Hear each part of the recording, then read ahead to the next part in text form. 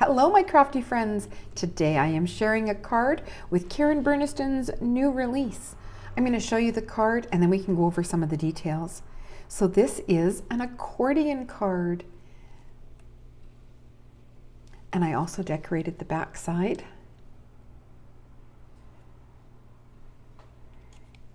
And you can see it folds down nice and flat.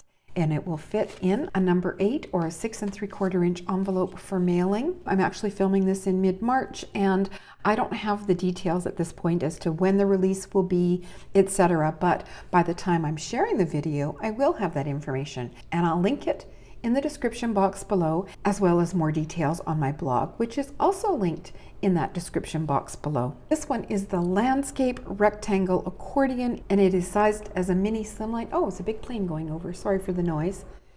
Sized for a mini slimline, which is 6 inches by 3.5 inches, my favorite size of mini slimline to make. And it also, of course, fits so well in that standard envelope, which in Canada and the US is very easy to get a hold of.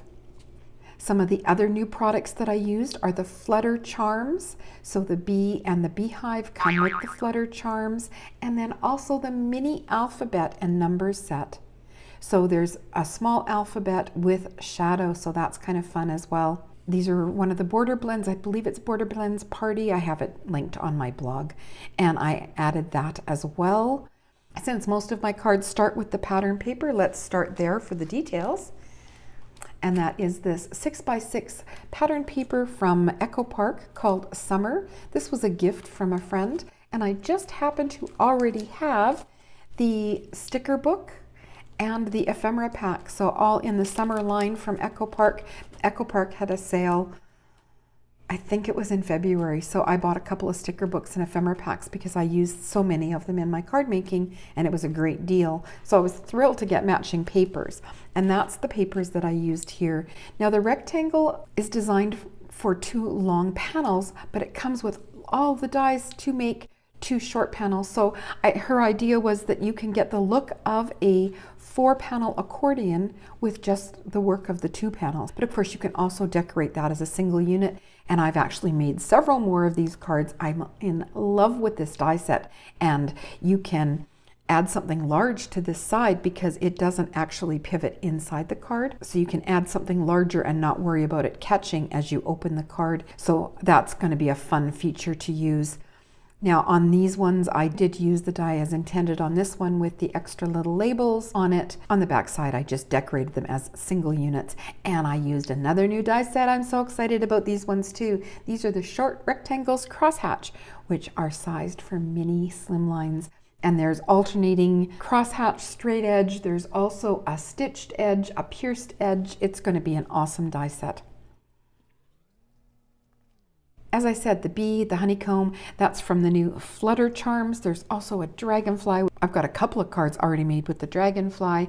There's a butterfly and a couple of flowers as well in that set. I started with yellow cardstock to make my accordion base, and then die cut the pattern paper, the 6-inch pattern paper, using the same die, so it was the same size, covered it completely.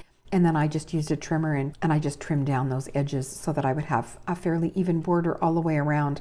Snipped the paper apart at these accordion hinges and then adhered the center panel right on. So everything fit perfectly because I used that same die for the accordion as I did for the pattern paper. And there's a second sheet used inside. I didn't bother with a signing block on this one because I'm sending it to Karen to show in classes. It's just fun for people who are taking a class to see a bunch of different ways that the die can be used and decorated. So that's the story of this one. There's some stickles, and I did add some of the scraps of pattern paper to the envelope just to dress it up a little bit. If you enjoyed my video, please give it a thumbs up. That really does help me out on YouTube. Subscribe to see more, and that's it for me today.